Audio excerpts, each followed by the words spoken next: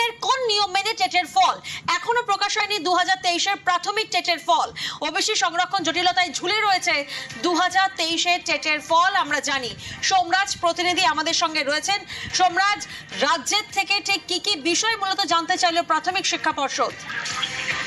দেখো, ওবিসি সংরক্ষণ জটিলতা এখনো আটকে রয়েছে প্রাথমিকের টেটের ফলাফল। 2023-এর ডিসেম্বরে প্রাথমিকের টেট নিয়েছিল প্রাথমিক শিক্ষা পর্ষদ, কিন্তু তারপর থেকে প্রায় প্রায় 1.5 বছর হতে চলতো প্রাথমিক শিক্ষা পর্ষদ এই টেটের ফল প্রকাশ করতে পারেনি। আর সেই কারণেই এবার রাজ্যের থেকে প্রাথমিক শিক্ষা পর্ষদ জানতে চাইলো যে ওবিসি কোন নিয়ম মেনে টেটের ফল প্রকাশ করা হবে। কারণ তুমি জানো যে এই ওবিসি সংরক্ষণ নিয়ে বর্তমানে আইনি জটিলতা একটা চলছে।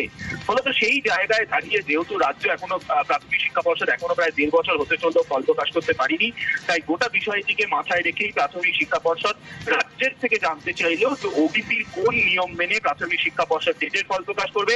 তার কারণ প্রাথমিক শিক্ষা পর্ষদ দ্রুত নিয়োগে যেতে চায়, প্রাথমিক শিক্ষক নিয়োগ করতে চায়। সেই কারণেই প্রাথমিক শিক্ষা পর্ষদের তরফে রাজ্যের দিকে জানতে চাওয়া হলো। বেশ।